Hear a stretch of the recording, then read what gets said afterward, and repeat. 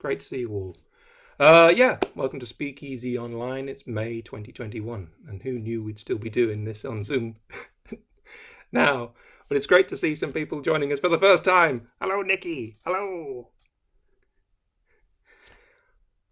Okay, a few notices. Andy Hopkins has got another one of his online workshops on Saturday, which is fundraising for the Poetry Symposium, which is happening on the 10th of July. This workshop, there's details about it on his blog and on the SpeakEasy Facebook page. I think it's £7 for a couple of hours, but it should be really good. And as I say, it's helping fundraise for, I presume, for room hire at Telehouse and bits and pieces. So that's all good. Unity Festival is happening online on the 19th of June. There will be a speakeasy at some point in the day. We're still trying to pin down when that will be, but it's likely to be sometime between 1 and 3 in the afternoon. But more information on that hopefully pretty soon. All right. Well, it's great to see you. And we might as well kick off. It was Bob Dylan's birthday the other day. And I thought, what a great lyricist and poet in his own right he is, and obviously he was a hero of Nick Pemberton as well. So it made me think of Nick. It was Nick's birthday yesterday. I've been having this. A lot of memories came back. So this one's Forever, Young Forever, and it's a tribute to Dylan at 80, and it goes like this. You have to forgive the appalling Bob Dylan impression. You swapped your moniker and wove yourself a fiction. Took a poet's name and you changed your diction. Dressed the part in worn-out clothes. Set out in search of your folk heroes. In his quest to find Woody Guthrie, the songwriter-poet was set free. He knew that this was where he longed to be, writing songs with a blend of folk and poetry. You play those songs out on your guitar, your tambourine man and your harmonica. You ask so many questions, they were on everybody's mind. The answers just blowing in the wind, prove so hard to find. With your verse examining the age-old human condition, it seemed to everyone that you restored the folk tradition. They introduced you as a voice of a generation. You said, how do you do? Like a rolling, tumbling stone, you felt expectation pushing down on you. Some called him a Judas. They said it was betrayal. By playing things electric, on a new journey he'd set sail. The name Zimmerman caught up with you, a life left in the past. It didn't matter who he was, it was Dylan who would last. You met beetles and birds, each flying so high. Eskimos' freedom, rain flew on by, and a note to a lady, now where would she lie? You broke your neck in a motorcycle crash. Rushed to intensive care after a head-on smash. Though you did recover, may you stay young forever, living on through your wordplay, oh so very clever. Film and art inspired too, your work's lyrical. Tangled up inside of you, sagas so poetical. In telling the story of an injustice, you caused quite a storm. Bob shared what he'd read and tried to right a wrong. Words kept coming, this restless minded never gets bored. Searching round for some guidance in her hunt for the Lord. Critics, they wondered if his gift, it would surely fade. He used his fame to help raise charitable aid. Out with the band, he began to tour that never ends. Helped out with a record for his superstar musician friends.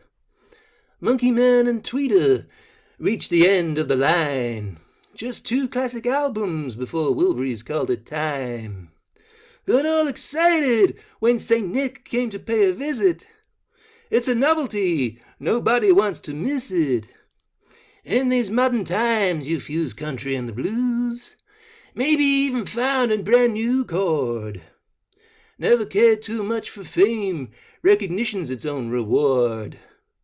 Prestigious Nobel Prizes, They hand 'em out each year. In 2017, Bob won one for literature. It took him several weeks to let them know he'd heard. To explain away his silence, he said, I was last for words. He keeps on making records. He's keeping on writing songs. He's sold his back catalog for a pretty tidy sum. Now he's got more money than most any man or god. So we wish a happy 80th birthday to you, Mr. Dylan, poet, singer, Bob. There you are. Thank you very much. Follow that, Becca.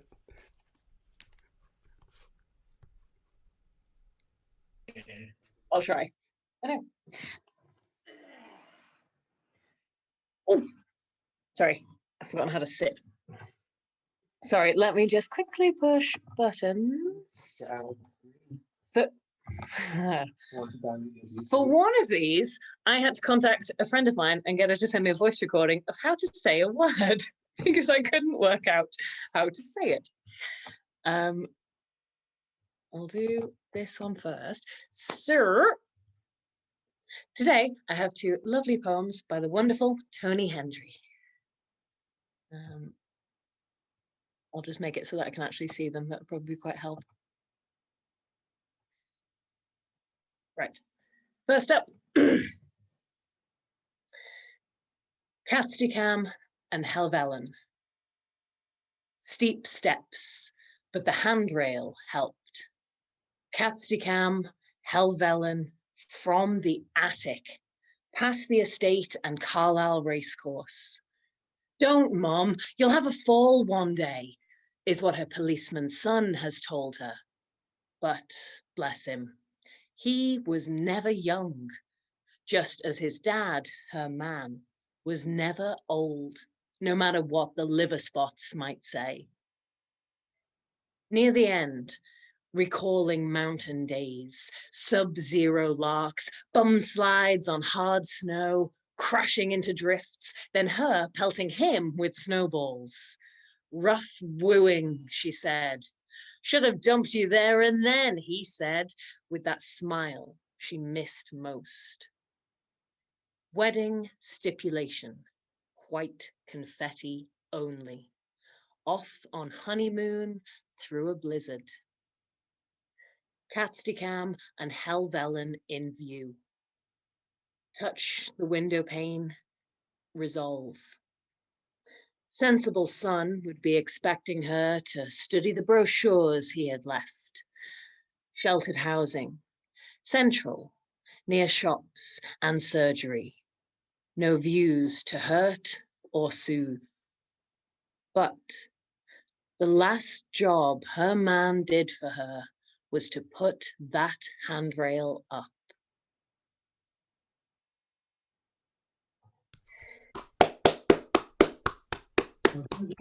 It was Katstikam that I didn't know how to say.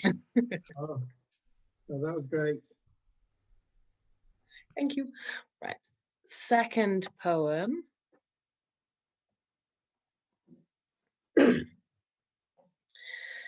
Glacier and volcano. Glacier and volcano. One of them is stately, grinding the earth beneath to rich tilth carried onward. The other's a toddler god, angry after sleep, puking flame, ash, molten rock. Both are cedars, slow, fast, through ages, delivering an endless flow of minerals to oceans, from plankton to dolphin, to us, hauled up on a beach, we're nought without them. This brief flow of words can't grasp their power. My learning is so shallow, I can't keep this up long, and yet, my dear skeptic, let's look across the water and put fights behind us. Glacier and volcano, cold and hot, ice and fire. Love also scares and scars, but delivers something fine. Breaking waves, sandling, sky blue cockle shell boat, and now your hand in mine.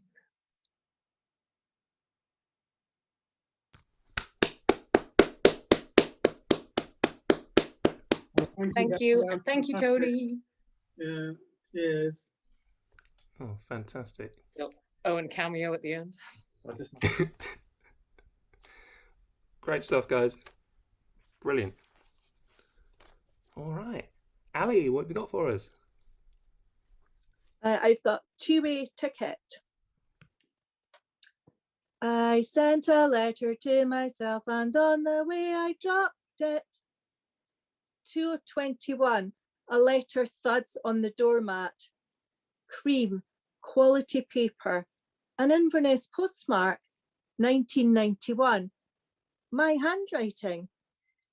Carefully, I slit the crease with a knife, take out a single sheet of folded paper, along with a gold embossed ticket marked return. Dear Alison, when you read this, you will be almost twice the age I am now. Who knows what path our future may have taken? I have enclosed a ticket that you may wish to use, to go back through the loops of time and change the path. Don't ask me how I got it. You remember, don't you? Anyway, if you would like to use it, feel free. Stay kind and don't let the world drag you down. Oh, and always remember your very first climb up the Keoghon sky and fighting with those swords left up there from that filming of Highlander. Have a good life. Alison. Oh, CRAP. If you're listening to this and are of my age group, then you know that there is no going back. You'd lose the past, who you are. Too painful to live again. Dear Alison, I am sending you this ticket to use as you wish. Make the most of your life in the here and now, as it's some of the best years you'll have. Remain true and strong always. Your future self, Alison. P.S. 2021 will not be the best of years to come, and try not to go climbing any ladders. Someone must have picked it up and put it in their pocket.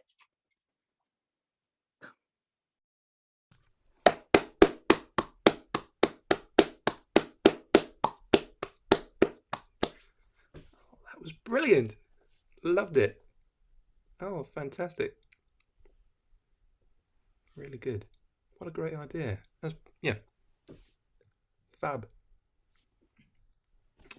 Cool. Do you have another one, Ali, or? Yeah, I've got one that's not too long. Cool.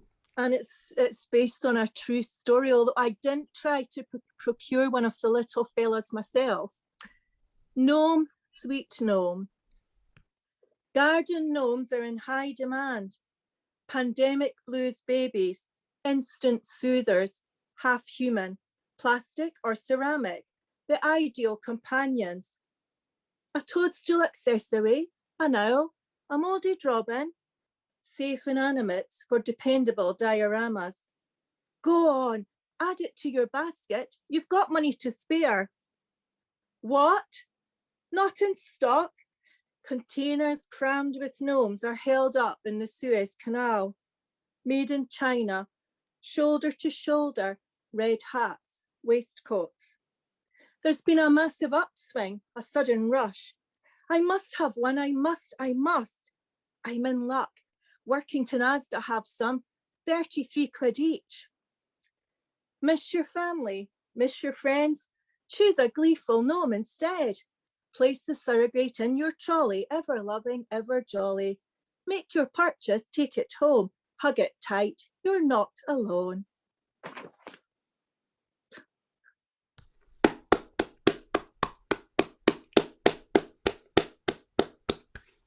Great. You're never alone with a gnome. I think that's an old advertising campaign somewhere. Never mind. Roz, hello. Hello. Hello. Oh dear. All these people who make up really good poems. I don't know. Well, we're about to hear from another one who makes up really good poems, so it's you. No, not really. Hey ho. No, I've really enjoyed all those so far. Brilliant. Anyway, this is place we went for a walk in Devon. What did I call it? No, I forgot what the title was. Oh, Natural Magic. This is a magical place. Fairies would dance in this wood, run along this valley path, underneath moss-covered trees, whose branches make incredible shapes that twist and arch tunnel-like and form an entrance to the fairy kingdom. The way is hung with ivy curtains, and primrose-dotted grass carpets the floor. The steep sides are wallpapered with bluebells. Oversized architectural ferns stand beside crystal clear water in a stony bottomed beck that burbles its way along this glade of contrasts, where the deep shades of evergreen are lit by the light green of emerging beech leaves that mingle in the intermittent sunshine with the reddish hue on the unfurling sycamore. A light rain falls like a sprinkling of fairy dust. It brings new life to this ancient woodland. This is a magical place. And that's that one. It was such a pretty little walk. And this is called Extinction. It's sort of about nature, but it's a bit different from that one. Jo, the squirrel lady, came today. I called her because I trapped a grey. I knew full well what she would do, but understood why it was necessary to protect the reds who can't compete and would struggle to find enough to eat.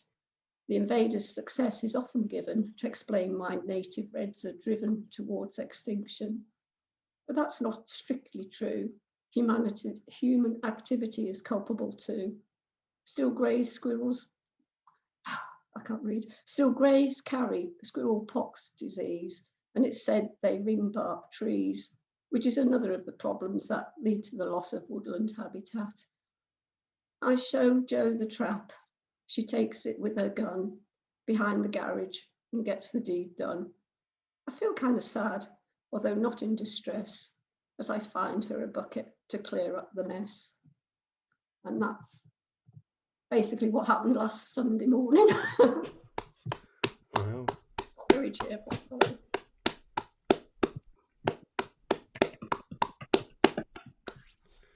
Well, thank you very much, Roz. That doesn't happen in Beatrix Potter, though, does it? Very often. Cool. All right. Next up, we've got George.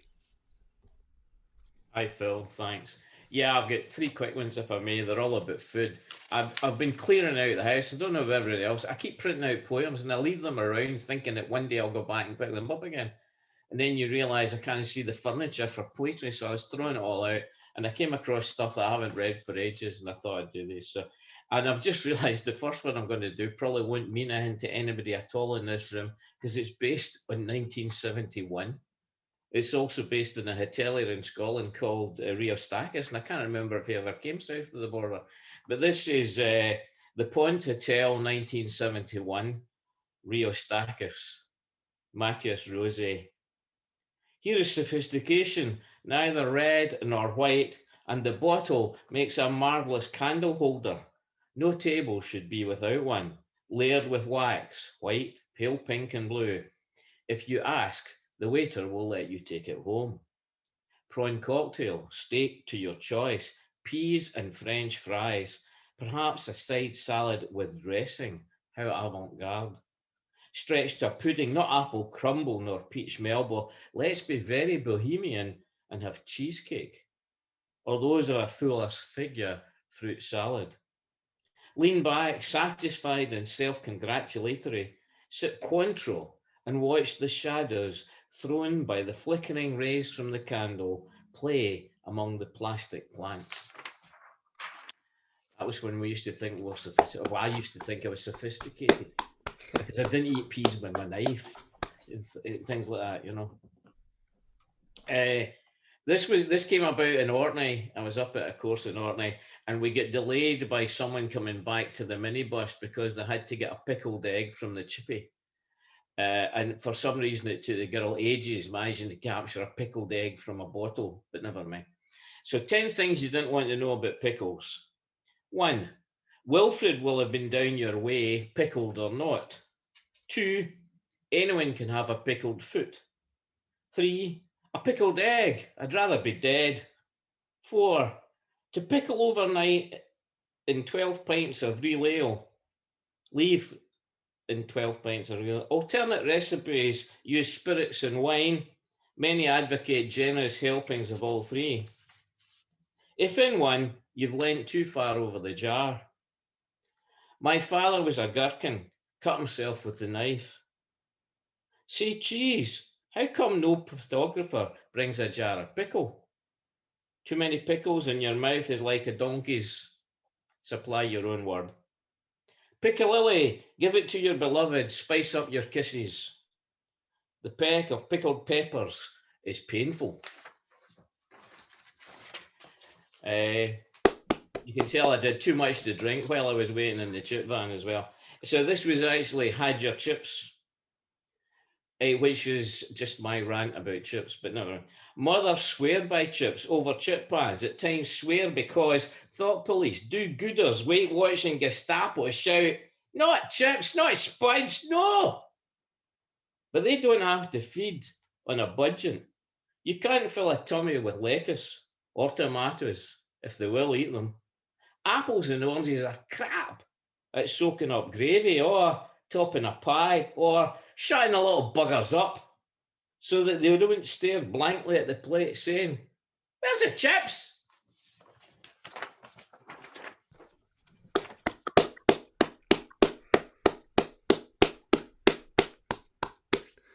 Oh, brilliant. Now we all want chips.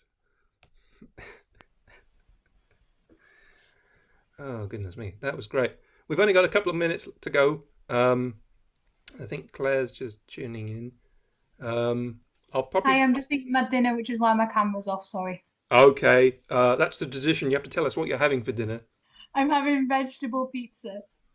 Oh, nice Actually, choice. Oh, that looks delicious. It's gone very foodie in the last 5 minutes. It's gone great. Cool. All right, we're about to run out of time, so I'll push the button. If we all sign back in, I'll see you on the other side, okay? Okay, cool. Good stuff so far. It's great. I love it.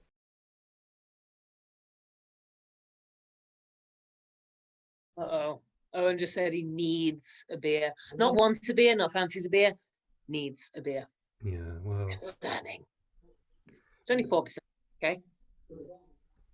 Well, it's with the talk of pickling those pickles in alcohol and things.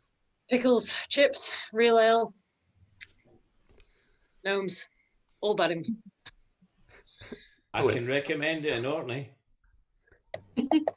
See, this is the magic of Speakeasy. You never know where it's going to go. I say, George, your pickle remind me a lot of Arlo Guthrie and the pickle song. I don't want a pickle. I just want to ride my motorcycle. And I don't want to die. Just want to ride my motorcycle. Cool. We used to have a headmaster who'd been a Gurkha. So I used to quite like saying he'd been a gherkin. Just to get it wrong, just to annoy him. Oh, he was a little sour about it though. I had lunch today at Bowness on Solway, which was just the most marvellous thing because first pub lunch for, I don't know, a year or whatever. Great. It's definitely on the list for everyone to get back to in real life. I think if it'd been pickle eggs, I would have been very tempted. Cool. Can you hear that all right? Can you hear me okay? It's a little bit muffly, but I think we'll be okay. I think we'll be all right. So yeah, okay. Everyone's back. So if you're okay, Juliet, what have you got to share? Is that okay? So This is a poem, it's called The Abandoned Poem, and it's about all the different poems that we have tucked away in various places. So it involves finished poems and abandoned poems and cliche poems and all our different poems. The Abandoned Poem started during a period of self-doubt. It lies unresolved in a file. Finished poem comes to liberate it, opening the drawer and finding abandoned poem vulnerable and lone.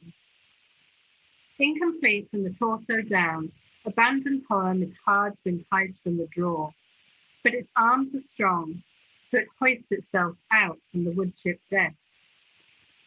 What took you so long? Abandoned poem asked.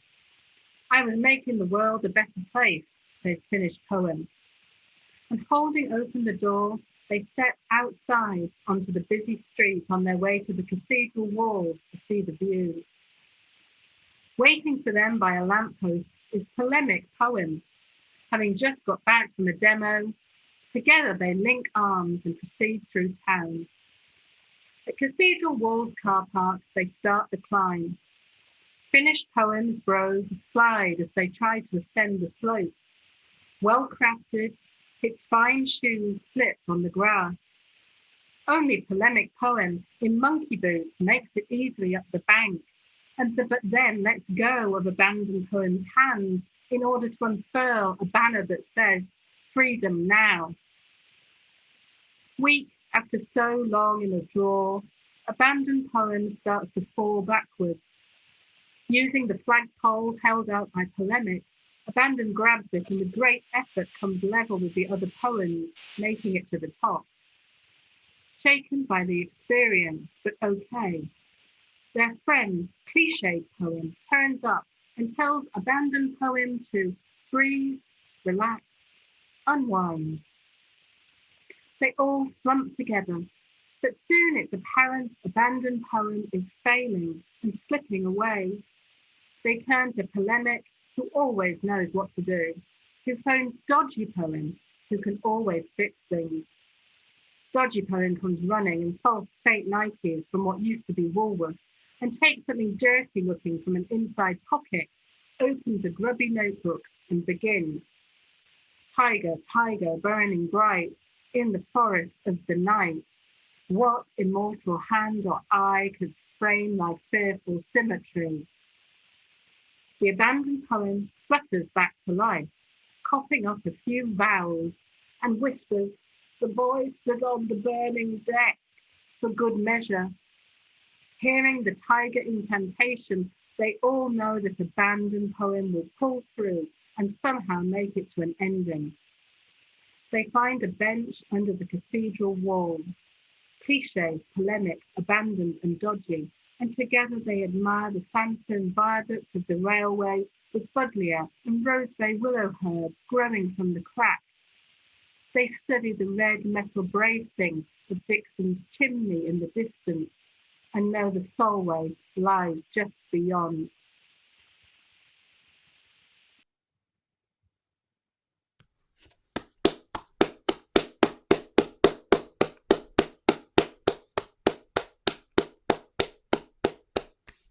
That's great, because we heard the installment previously, didn't we, of The bad poem. the bad poem who was led astray by dodgy poem, and yeah.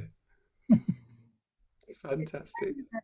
It's kind of a thank you to SpeakEasy and all the camaraderie of poets during lockdown. And, yeah. All our wonderful poems and all our broken poems too. Oh, that's brilliant. That's brilliant. Thank you very much. Kevin, we're with you, Kevin. So, the poem's called Switch. It's a kind of abstraction, the title. Okay. I finished it today, really, and because I thought I have to print it big, even then it's quite hard sometimes to read it, but I try to read it and try and remember it, but I wished I was very good at remembering lines, but I'm not. I can remember many, many paintings, but not so much drama. Anyway, let's get going. Which way does my mind wander, making decisions all the time? Standing, walking, eating, drinking, affecting every mortal stride. How can it be, this mind of mine seems restless by the day ahead, not knowing if the outcome could be something I should dread? Click here. I hesitate. Someone wants to be my friend. Far away, so far away. Should I take the train, drink coffee by the sea, hoping someone will say hello and break the silence of my thoughts that have till now spoke only to me? Confirm, accept. I don't know who you are. Looking for a friend, adding to 400, never to be repeated. I step into the rain, a paper and some milk. He said, not nice. Hello would have made my day. Coffee by the sea. Step back through the door. Will it be Hawaii or further back in time? Picking up the courage, working out the game, exploring new directions, never quite the same. Coffee by the sea. No biscuits and no bread. Will he or she reject me? Should I accept or deny? The choice is not easy. I've made it many times. A friend is all I wanted. A click does not provide. That's it.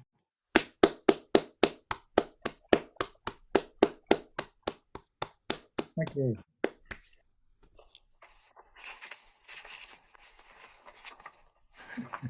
Thank you. I was waiting for you to hold up paintings while you were reading. All right. I should do that, shouldn't I? Yeah, it was great. Do you have another one, Kevin, or is that all you've got tonight? I have. I can do it, but it's in smaller typeface, but I can do it. Just about, I think. Okay. Yeah. Yeah, fantastic. That's the wrong one. This one was one I did 2 years ago, really. It was just when I was just beginning to write. And that's probably why it's in a smaller typeface. It's called Yesterday, Today and Tomorrow. And it relates to my earlier experiences in Canada in the copper mines. Yesterday, I worked all day. Today, I thought it's sad that tomorrow's crush could end as night and day began. A teacup and a loaf of bread, the sun invades the dew, and sounds repeat themselves as time itself would do. Again, like time itself, the sounds that bring the day, a clanking, grinding that I hear as it in my head it lay. Work as ever through the night, light as ever wanting, railroad cars, their mournful sounds, life so agitating. A heavy sack, a weary back that stretches our endurance, a forward look as move I must to greater depths before me. A pit so black that sightless eyes are all that's left to guide me. Without the light, just sound exists, as might the man before me. That's it.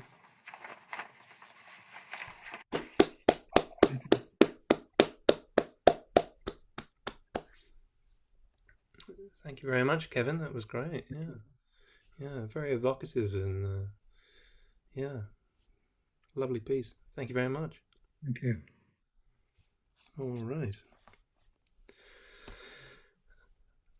And so we sort of reached the end of the first half when we used to go and get drinks from the bar and things. Do you remember that?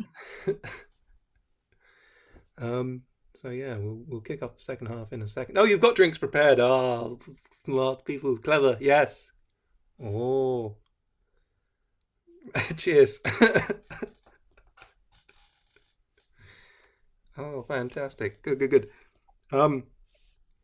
Yeah, for Claire's Claire wasn't here when I did the running order before. So the second half, I'll kick off the second half. We'll have Jeanette, Val, Owen, and then Claire. And then we've got some Fernando Smith. Can I persuade Nikki to do a song?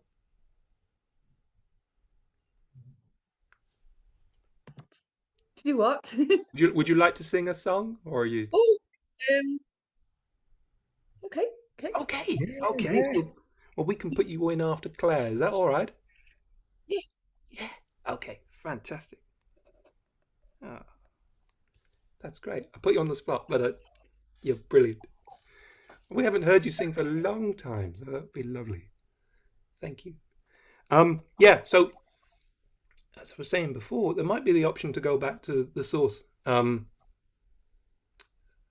mean, when things are supposed to open up at the end of June. I mean, normally SpeakEasy's on a bit of a break and would return in September, but how do people feel about going back to the source, or do we want to carry on doing stuff online? Or, I mean, what are thoughts on that? Who do you want to put hands up for people who want to go back to the source? Yeah, a couple of people. Yeah, 1, 5, 6, 7, or 8 or so. 8, maybe 6 or 7. 6 or 7. Okay. And who wants to stay doing it online? Yeah. Yeah, few people. It's the same people. Okay, different people. Okay, 7 or 8 online. Who want to have a break and come back in September? I'm biased because it's a bit of a commute to the source. That's no excuse. You do you. Yeah, I'm abstaining, Phil, because I feel my vote would be totally unfair. Yeah. Okay, so we're a little bit undecided still. Phil. The Source Cafe Yeah, is the Source is the den of iniquity where we hang out in Carlisle. A lot cleaner than it used to be. I could have debauched nights in Carlisle then. Yeah. Say again, George. I could have debauched nights in Carlisle then. Yeah, you could. Yeah. I've got a spare room. You can come hang with us. You're welcome. Yeah, you and Claire could carpool together. I think I would feel almost surprised if at the end of June there were definitely no like social distancing rules in place. Yeah. I know it's meant to be ending on the 31st of June, but it's so uncertain, isn't it? I think it would still seem a little bit weird to have, well, yeah, that's by the way, a room full of people at the end of June might still be a bit weird. A room full of weird people. Yeah. Okay. I think that's wisdom as always. I think that's probably the general consensus, isn't it, that it would be a bit, we're not too sure yet, so we'll probably wait and see.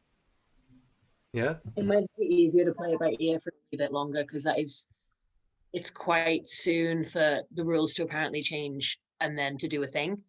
Yeah. And that's even depending on whether it goes ahead, because it's still a big question mark over it, isn't there? Exactly. There's still big juicy ifs, and yeah, I wonder if further down the line we alternate Zoom and real life month by month, because then it could still sort of capture the wider audience, the foreigners, the non-Carlilians, the outsiders, the offcomers. Anyway, that's all. I'll be quiet now. Yeah. So, well, there's options. So, okay, we might be keeping it going online for a little bit longer yet, then, and then see if we're back in real life or what have you. I don't mind. It's just what you guys feel comfortable with. So probably online, yeah? Thumbs up for online at the moment? Yeah, okay. Even though he was going to abstain, he did the thumbs up, so okay. Yeah, okay. That makes things clearer. Believe it or not. Okay, so we'll watch this space then. Okay. We all right? Yeah. Okay. Cool. Over the last few months, we've been hearing the continuing adventures of a certain feathered vigilante private eye, and this might be the final installment of this particular series. Whether they'll get commissioned for another run, who knows? For people who haven't heard any of this before, I apologize because it might make no sense at all, but it's very silly. A long time ago, I did a poster which looked like ink blots, like Rorschach ink blots, and one of the things I thought I saw was a Kung Fu penguin, and that inspired me to come up with the adventures of said Kung Fu penguin in his own little world. So this is Kung Fu Penguin, episode 8, and we'll see what you make of it. All right. And I hope you all caught up with the last episode, and if you... Okay, Kung Fu Penguin, episode 8. Last time on Kung Fu Penguin, our heroes D.I. Snow Leopard and the Feathered Private Eye opted not to join the sinister criminal collective, and after being knocked unconscious, came to in the cop's car, only to discover a series of incriminating photographs had been leaked to the police, which implicated the manager of the Purple Gerbil nightclub in a drug deal that went south. One picture also put Kung Fu Penguin in the clear and proved he didn't kill the drug-dealing kid. After a difference of opinion over whether Kung Fu Penguin and the asthmatic assassin look alike, they set off to the nightclub. By the time we arrived, cops were already on the scene. The manager was in handcuffs, and in his office was being read the riot act by the quiet old white-haired guy I'd seen the night of the raid. D.I. Snow Leopard recognized him. Special Agent Swanson? Ah, Detective Snow Leopard, and it's okay, he's with me. You ain't got nothing on me, snapped the sunglasses-wearing stout little manager. Some new evidence has come to light. You'll be going away for a long time. They led him out into the bar and down the stairs.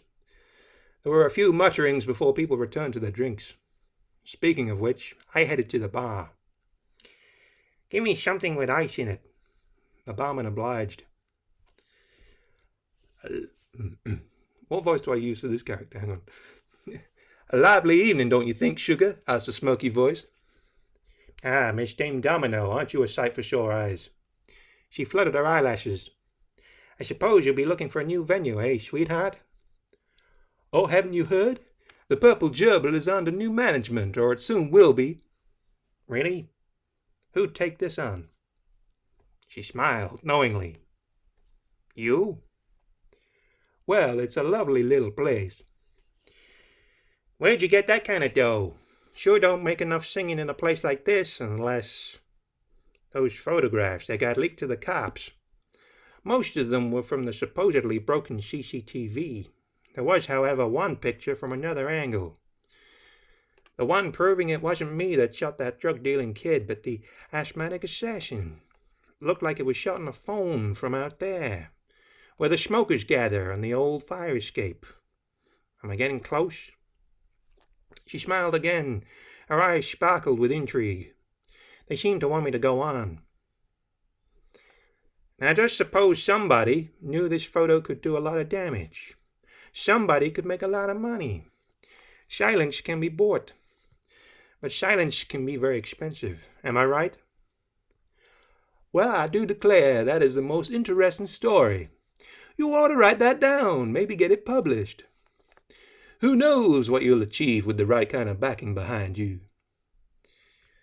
Sure, we've all got dreams. Just castles in the sand, most of them. Well, good luck to you running this place. I have faith that Keyes and myself will make a go of it. I'm sure you will.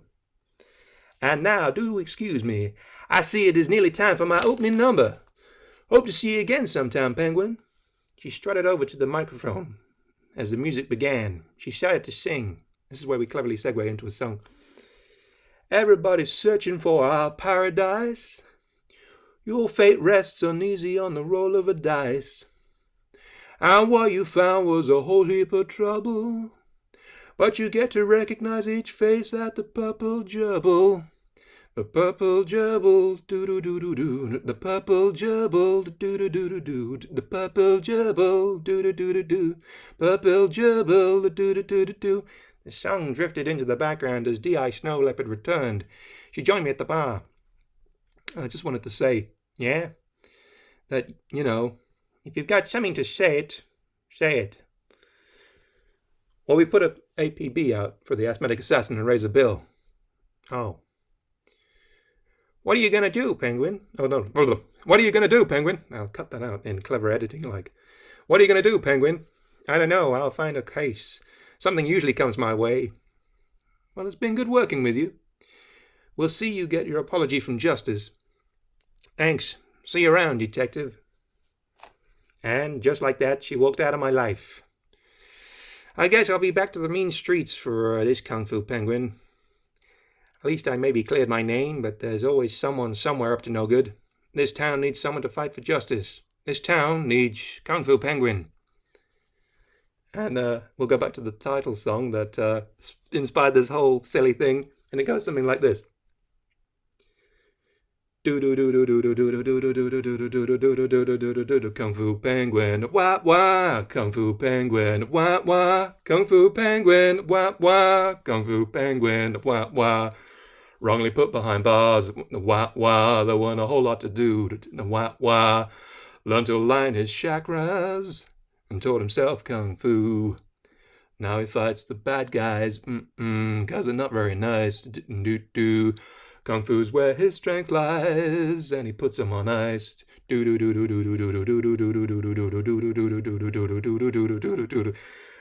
Penguin, wah wah. Kung Fu Penguin, wah wah. Kung Fu Penguin, wah wah. Kung Fu Penguin, wah wah. To him it's not a matter of black and white.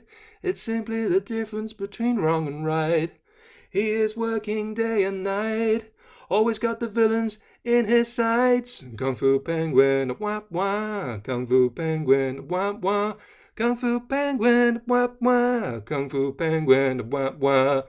Some call him cool, others say Sub-Zero, wah wah.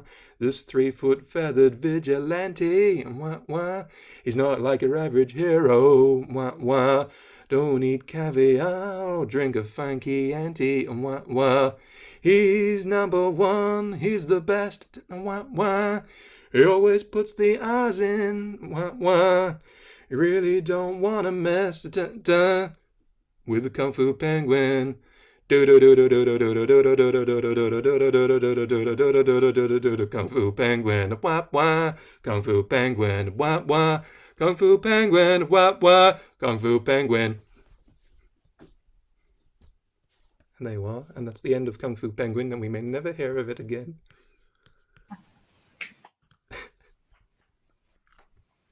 You're very kind and very patient people. Oh, goodness. Jeanette, follow that. I was just thinking, how on earth am I going to follow that? Anyway, very good. Right, I've got 2 haiku. There was a call out for some Dylan Thomas themed haiku for Dylan Day, and it was based around the poem "The Force That Through the Green Fuse Drives the Flower," particularly the line, "How time has ticked to heaven round the stars."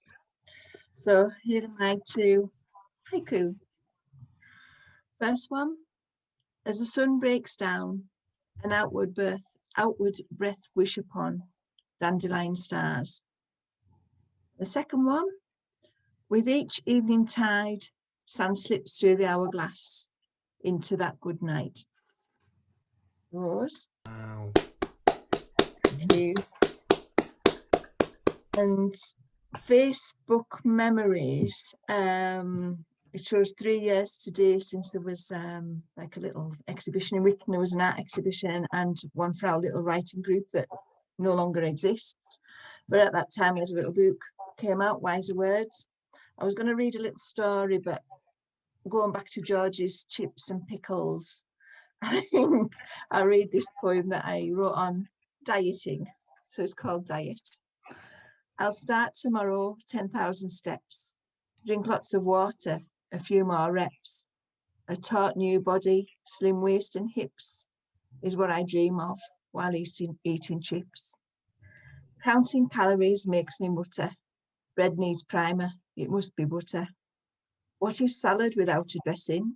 Peas no pie, I start stressing.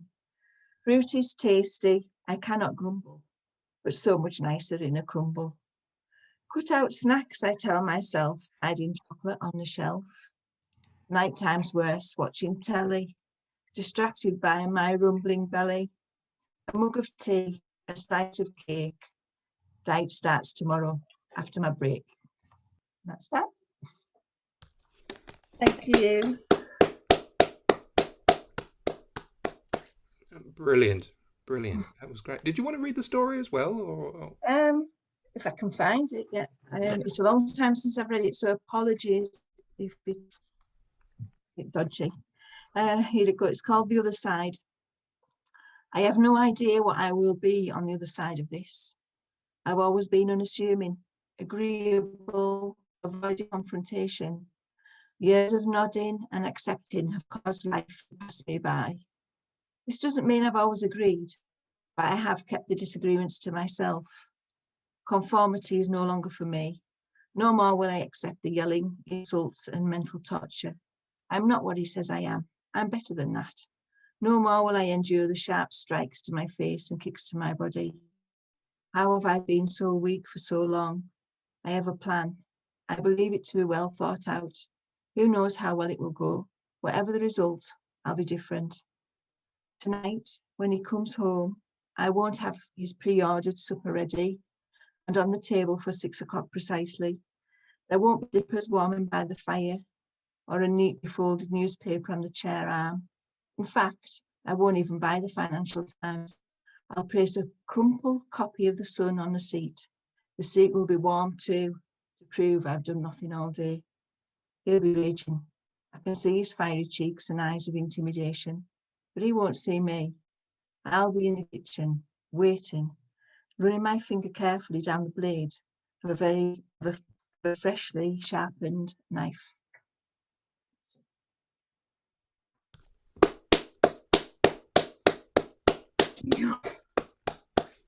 Wow, that was really powerful. Wow. We should have finished on the lighter one though, eh? Yeah. That was great. We had a full range of work from you there. Brilliant. Thank you very much. Thank you. Great stuff. Cool. Okay. Val. Evening, Val. Hello. Hello. This one's called No God, No Religion, ? It suddenly struck me it would be quite odd if we conclusively proved that there was no God. And you don't go to heaven when you die. In fact, all of religion was just based on a lie. All of those hours on your knees in prayer, talking to someone who wasn't actually there. All of those vicars preaching in church with being employed, left in the lurch. All of the arguing, killing and war, all over nothing, it wouldn't matter anymore. All of those bombers committing suicide, totally pointless, they needn't have died. Could we live without faith, without spiritual hope? Would morality fail? Could society cope? Would people accept the conclusive proof or continually deny that one simple truth?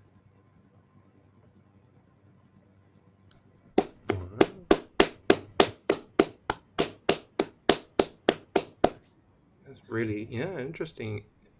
It's the last few minutes has suddenly we've got a lot to think about now.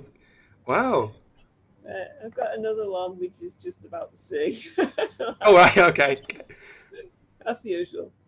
It's a sea at Devon for a change. It's called Holiday View. This is your typical holiday view.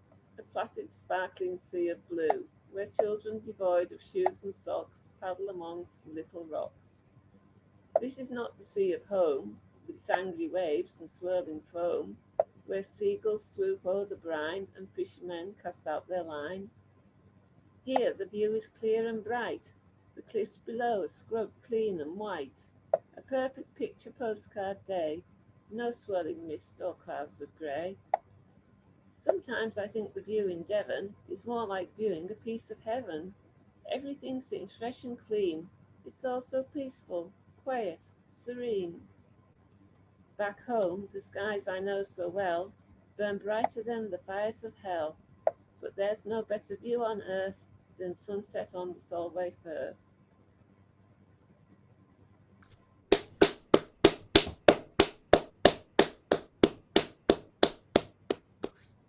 Magical. Love it. Thank you very much. Do you have another one, Val, or was it? That's the lot. That's a lot for today. Okay, fantastic. Good stuff. Cool. We've got about four minutes.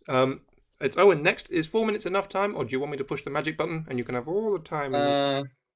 I've got 3 to read. One of them's 5 pages, but it's not like chunky text. So I don't know if I can do all 3 in 4 minutes. If you want me to do 2 and then come back, or do you want me to do them all in one? Well, you can do one and then we can push the button. Well, I think I'll get 2. I'll get 2 definitely. You'll get the t-shirt one. Yeah. Okay. We'll give that a go. This is a domestic love poem for my 14 years partner. 14 years 2 days ago. Yesterday. 14 years together yesterday. Crazy. And she hasn't stabbed me once. So this is called Some Kind of Love. It sort of says a lot. I leave the room and return with nothing, or something, confused look. I know I didn't want. Glass of water, not thirsty. Cigarette lighter, quit smoking. Old memory, aren't they all? And every time you, sighing, always remind me just what it was I was looking for.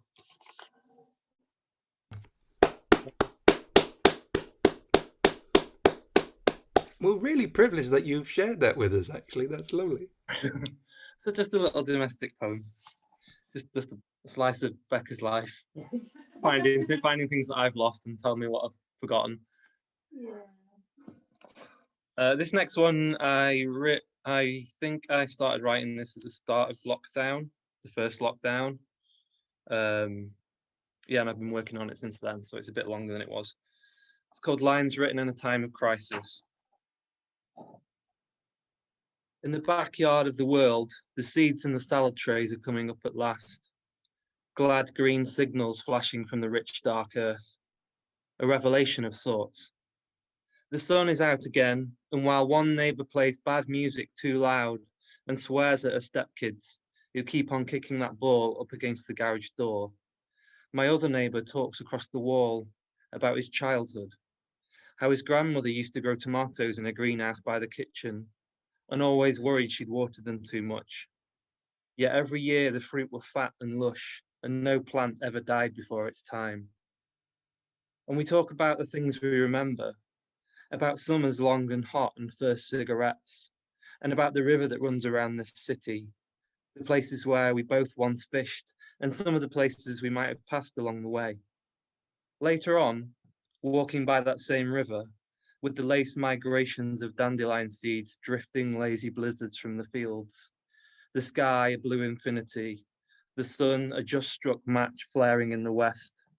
I stopped to watch the dip and switch of swallows lift tiny morsels like motes of living light from the hazy peppered air. While below, between the weeds, amongst the green dark waters eddy and whirl, the slim strip shadows of trout hang half frozen, half in motion, as the flux and flow of current cuts around them, meandering its last slow miles, by salt marsh and mud flat, past metamorphic shoals of smolt, and the sunken sagging bones of long abandoned boats, out to the beckoning sea. A little more than 4 full decades now, I've moved about this big sad earth. The heat, the rain, the rivers, this passing throughness, all seems familiar enough. Yet still, some days it feels as though I've only just learned to tie my own shoes, stand up straight, walk without falling.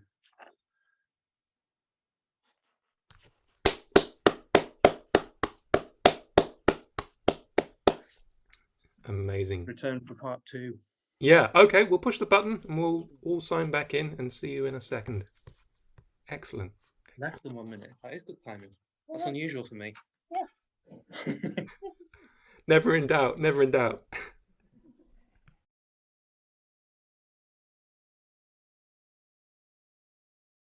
One, Oh my God. Forever. What? 2, 3, 5 pages. Wow, it's like getting serious now. It's like competitive poetry now, yeah. I only read this one twice before. I think the last time was at the very last poetry symposium. And I've sort of worked on it a bit since then, but that must have been, what's that, like a year and a half ago? Maybe longer. Wow. Probably November of 2019, yeah. Excellent, a 5-pager. Yeah, it doesn't happen very often. But every line's one word long. No, it's not really. What was that? Sorry, Juliet? Are you fully hydrated? Have you had some kind of sports drink? I've had 2 beers. Does that count? Like I can dab my forehead with a wet sponge halfway through if it gets too much. Would you ever sit on a stool and you're like, well done, champ, you got him on the ropes now? Yeah. I haven't been doing my vocal warm-ups either. Pop, pop, pop, pop, pop. So I go walking like with my friend Roger, and we were talking about sort of our youth and sort of hedonism, stuff like that. And he said to me, oh, you know, that fire, it's gone now. It's not there anymore. And I thought, well, it's not gone. It's just changed. So this is kind of, I was thinking about that and the thing that he said. And a very short period of my life that felt massive at the time, about 4 years, where everything just went a bit mad and blurry. It was very exciting, but it is just like that thing about the 60s. If you can remember it, you weren't there. There's not much of it I can remember. So this poem's called Impressions of a Life on Fire. Right place. Oh morning, what have we lost? Oh something, oh nothing, oh inconsequential. Oh, where did you hide the key that opens the eye, the ear, the mouth, the nose? Under what sky do you hold all the things we never knew we'd lose? Rose and gold and bright burning umber, the fire in blood and bones, such heat we could barely keep a hold of it. Oh morning, we used to be such happy kin. What happened? Was it something I said? Was it something I did? I found you once morning, long ago, dressed in skyscrapers. Remember? 46 hours on a Greyhound bus, bleary-eyed thrombosis, driven mad by too much travel, sleeping legs leaned up against the window, 3 states under my belt, landscapes spooling by, nights of stars interior blue, and I could never get warm, even though the day melted everything. But you waited, morning, there on the other side of the earth, Melbourne, Victoria, draped in glass and steel, wearing the world like sunglasses. 3 hours before I hit the skies, I ate pancakes at a place off Fitzroy, waiting for Claire to drop off my bags. You scarpered while the coffee cooled. One last sip and you were gone. So cool, so hip, so unbearably. And that was that. Australia. So much fire, so much blood-stained earth, glued and pasted in the mind's mad scrapbook, done and dusted, gone. Oh, morning. Remember how we were back then? We were pals, you and I. I didn't know the names of days, but I knew you, morning. Red and blue and wide as heaven, eagles under your eyelids, salamander alarm clocks, heat haze over copper mines, salt and pepper hills, painted desert, a fire in the bush. The only home I had, half a kilo of marijuana and a bed with a raisable roof and a steering wheel. 500 miles a day, that's how we lived. I turned 21 out there and I didn't even notice. Uluru, hot springs, the Great Ocean Road, kangaroos dead on the highway, shithead for the cooking, hot penny, a game was Riddler's Doobs and a coffee pot for the washing up. The Doors always playing on the stereo. 3 friends I no longer see, lost along the way. Everything slides and fades, flickers and slips. I have no idea who took all those photographs. Oh, morning, do you remember Lizzie's hand?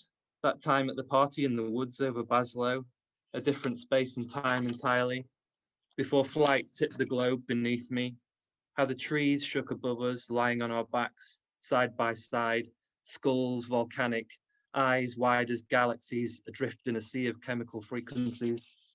Lizzie's hand felt small, like holding a butterfly. She was pale with cherry red hair, and it wasn't love, just ecstasy. Afterwards, I walked with my sister to the bus. It was early spring or late summer. The air smelled of pine needles and heather, and we'd been up all night, and there was nothing left to smoke, and it was the late 90s, and the greatest thing, nothing really mattered. Oh, morning, where does your light find Lizzie now? Where does your light find Lizzie and Bob and Matt and Ruth and Steve? Do they still look for omens in the bottom of a coffee cup? And where does your light find Lindsay, my first love, the first to lame me, whose touch helped soothe my bedsit year, who turned my innocence to eagerness, my awkwardness to beauty? Was I awful back then, morning? Was I a heartbreaker, like the gypsy woman said when I didn't buy a rabbit's foot? Because I just turned vegetarian, and anyway, I didn't believe in mystics yet. Was I a heartbreaker, morning? Was that my curse? Was I cruel? I could have had a lot more lays back then, morning. I could have, well, maybe just a few, but I didn't. Does that make me saintly, morning? Laying off lays? Could I wear a halo, don gold wings, and could I be an angel, morning? I could be your angel. I could be the angel of the morning, like that song by Juice Newton. You know the one. I'll touch your cheek before I leave. Morning, sometimes I think about that artist, the one who destroyed everything he owned. He said it made him feel free. Did we burn everything, morning, even though we didn't own much? Did we set our lives on fire? And if so, morning, what I want to know is this. Are we living in the embers or are we living in the ash? It's warm here, morning, where I'm living now, but it's not your warmth. It's not a warmth just coming on, gathering. I'm sitting with my wife and the fire is burning, and I believe now, morning, that I'm living in the embers. I'm living in the embers with my wife, and I'm twice as old as I was back then. I'm twice as old and a fifth less dumb, and I'm also a third more wise, which doesn't amount to much. But you know the truth, morning. You know it. The embers last longer than the flames, and the ash is nothing we need worry about yet. My wife is sleeping on my shoulder, morning. Now and then, she makes a noise like a small animal dreaming. Pretty soon, I'll be sleeping too. And have you noticed, morning, I've been talking to you in the past tense, like you were yesterday. But you're not gone, morning. You're never gone. Even when you're gone for me, you'll still be around for whatever carries on. Glad risen arsonist of the east horizon, pushing early taxis through the mist and rain, hurling blueprints of song through the mouths of birds just woken, strolling home beside the happily still drunk, recently well-fucked lovers of the night before, all just as it should be. So, I'll see you soon, old buddy, old pal, old mate of mine. I'll see you real soon. I'll see you, let's say, tomorrow. That's that one.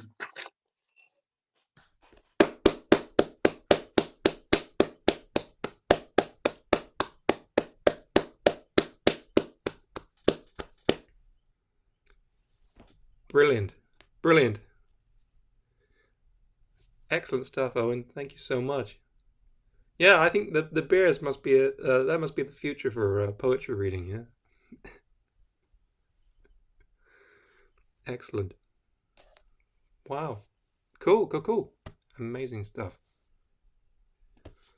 All right. Over to you, Claire. What have you got for us? Hello. Hello.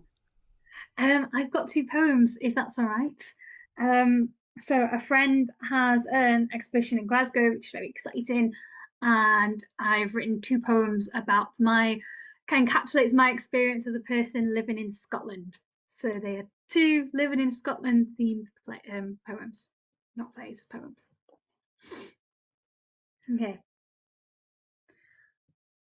Also, any feedback would be most welcome. It's due by the 27th of May. Oh, that's tomorrow. So any feedback is greatly appreciated. Okay. Glasgow is the place that healed me, made me okay again. Glasgow is the place where I quickly made and slowly lost those friends who you think will be there forever. Aren't we a sad bunch after all then, to believe that changing addresses will chase away whatever we're running from? It causes us to reconsider what it is that didn't cross with us. I once found my home in lightning and thunderstorms. Community was an essence, a wonderful form in tasters, takes its time. I had known this all before. Can you ever believe tongues adrift, a chaos in the northern wind, where once a fish and peace sign reigned? It calls me swiftly to make me think. Unpacking my heart takes more work than unpacking a suitcase does. Who would have thought that rolling a suitcase over some cobbles would be such a complicated, heavy act? That it would mean a lot more than giving goodbyes. I knew this before, and like an experiment I must replicate, I did it again. Don't ask me what results I am hoping for. I'll let you know when the eureka strikes. And then, or now, I will have unpacked my suitcase for the last time. Thank you.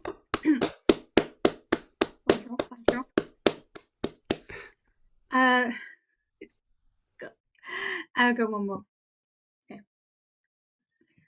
It's all about just enjoying the nature of Scotland. The parks, a distilled, preserved shot of greenery, heaven sent for me, to help me keep within my own sanity. I'm going further north, I said, and I'll stop when I hit water.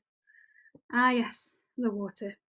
I miss the sea, being a 10-minute walk away from the beach. I'm from a small town, but bigger cities have prepared me for this. Is it because I have known what having less trees feels like that I settle now for what has been given to me? Or maybe I'm just thankful. Because I couldn't live here if there wasn't this greenery. The parks and proximity to the mountains and coast is what I really needed, more so than any career prospect or networking opportunity. It's the greenery that made me think, yes, here is where I can build my community. And the grey sun rays and higher up on the map, this place keeps me curious like a new wonderland. My little plan didn't look the same, but the higher up ones meant I was happy to change. That's me. Thank you.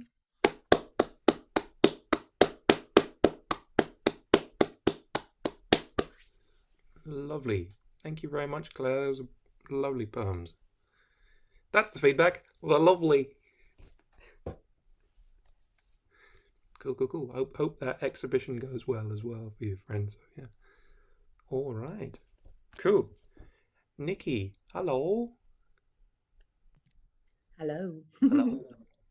I know I put you on the spot a little bit, but do you have a little song for us, maybe? It's not a new one.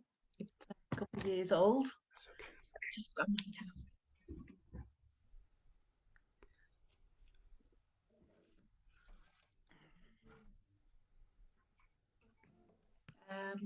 Song about grief and the restorative nature of lavender.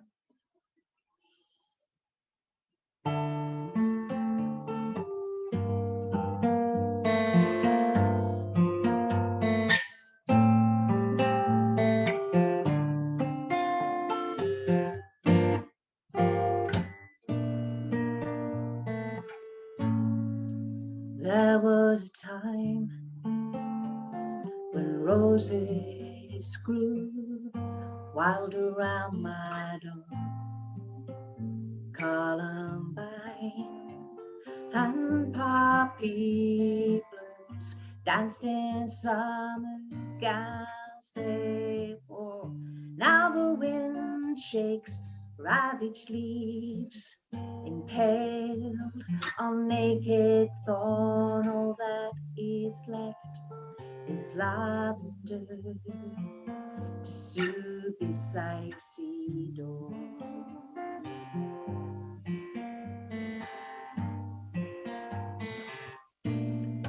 There was a river cool and green, as long as summer days were lovers swelled with promises made through forgetful waves. But now the days fly past like spears, rivers flow unseen. All that is left is lavender, reminding them to breathe. Oh, lavender, sweet lavender, swear we'll never part. For who can sing a sweeter song than lavender to a grieving heart? Don't leave me now, don't leave me howling through this languid rain. For where there's love and lavender, summer will remain. Where there is love and lavender, here I will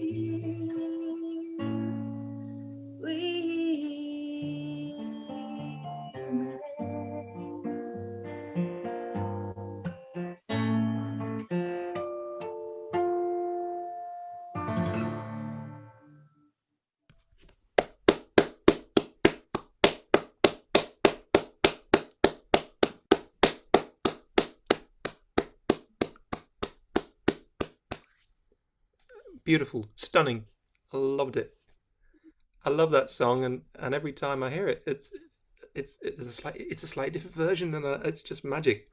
Oh. I know it's changed a lot over the years, but my favourite version is the jar version, where we have a bit in the middle where we talk. It's not talk, it's music about the rawness of grief, and we go what we call nuclear, and we just let it go and go wild in it, and until it feels natural to come back into it and start singing again. It's lovely. I love that version. Oh, fantastic! Is there anything in the works with the Nightjars at the moment? Have you got anything coming up? But our vinyl couldn't be released because of lockdown, but that release is coming up soon at Vinyl Cafe. But we've actually finished the CD now as well, so that's been lovely doing that, and odd finishing it by email. It's not the way I'd like, I prefer to work, but it has worked, and I'm really, really proud of it. So we'll see. Cool. Oh well, we'll look forward to that sometime soon then. Yeah. Fantastic. We've missed you, and there's a lot of love in the chat for you there, so it's great to have you back. Good to see you all. Yeah. Cool. All right. Earlier on, I promised some material by Fernando Smith, who can't be here tonight because he's on holiday. But it was last month he'd sent some recorded bits and pieces just at the last minute, and he said, there are two things you can use. The first is a piece of magic / and we'll see performance art called How to Unstick Your Arm from a Wall. So we can have a look at that and see if this works. Hang on. This is a piece of magic, a performance piece of how to unstick your arm from a wall.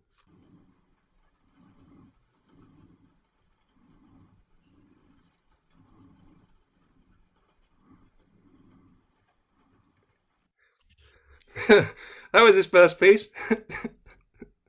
Whoa, that was amazing! How did he do it? I don't know. And then he's got another piece. There's another piece here, and he says the second piece is a love poem, but with a milky beginning. This, the right day. This day is tired, it has grown old, maybe caught a chill in the early morning shiver, the frost that scratched my ankles earlier, the burr of breath in the air before me. Once, when we sat under the hawthorn listening to a melancholy blackbird declare its garden, it seemed all the earth was gathering itself around our birth. The Indian's summer wind teasing apples from the branches, me sniffing the collar of that pink cotton dress, jojoba and chamomile. It was the right day to be there. 6 long summers gone. Fernando Smith, everybody.